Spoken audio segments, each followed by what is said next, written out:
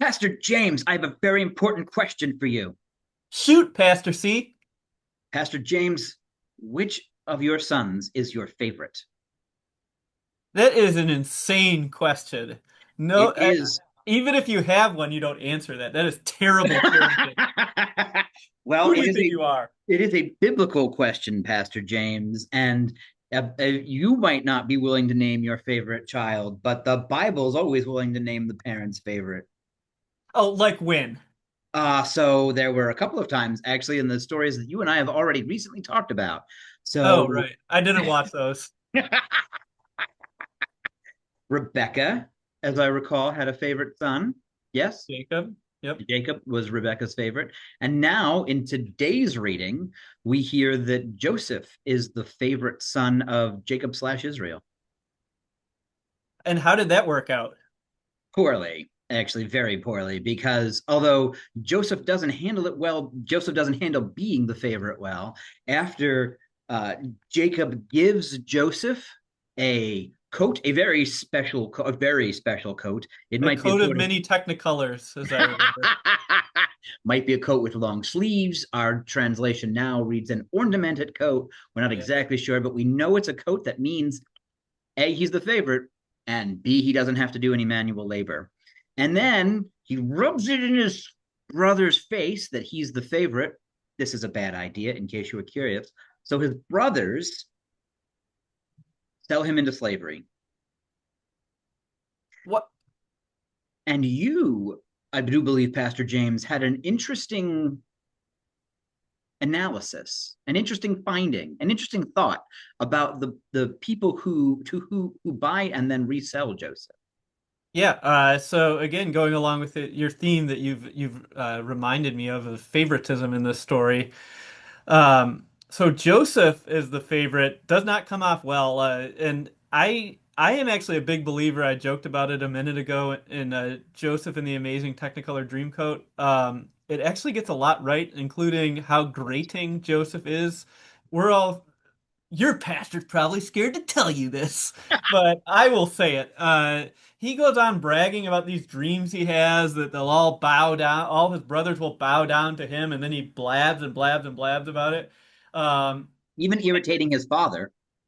yes, yes, and so they really play that out in the musical because there's no question that if you had to listen to this, you would be very annoyed. And then he goes and tattles on them whenever they're not working as hard as he thinks they should be.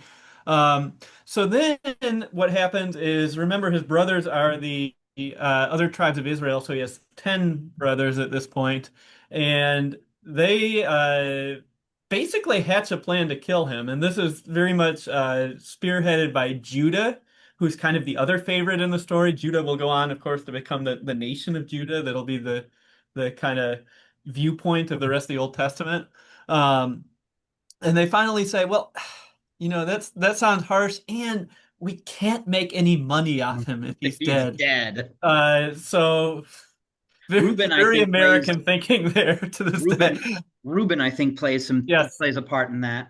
And I right. just want to point out to our faithful viewers there, Pastor James, that you have covered the story excellently, but the lectionary will not. So you will actually need Oh, to read Genesis 37, sorry, this 1 is through just from 28. memory. You did a So, great job, but the lectionary will hack it to pieces. So yeah, read yeah, the yeah. whole thing, our faithful Yeah. watchers of our program. Exclusive content in here and the Holy Bible. So they throw him into a pit, and then they sell him into slavery. So they get the money. And the interesting thing though is the people who pick him up and at least save his life so he's not starving in a pit are descendants of Hagar. Now, this name will ring a bell to our longtime stalwart listeners because remember Hagar, or sorry, not Hagar, Ishmael is Hagar's son. You'll remember Ishmael is the one who's not chosen next to Isaac. So in the story, you asked me about favorites. The Bible knows who the favorite is. It's going to be Joseph, it's going to be Judah, folks like that. But it's really the unfavorites that end up being the heroes, such as Ishmael, because had his descendants not been around, Joseph may still be in that pit to this day. Um, so I think it's interesting. People think of the Bible as, again, as you point out, these patriarchs and sometimes matriarchs having favorites. Um, but the Bible even raises questions itself about whether this is such a good thing. So where that leaves biblical parenting, I wouldn't take my example of parenting from the patriarchs, the biblical patriarchs, at least. yeah, here's a hot take. If you are going to take an example of anyone in the Bible, may I recommend Jesus Christ? Jesus. And that's all I have to say about that.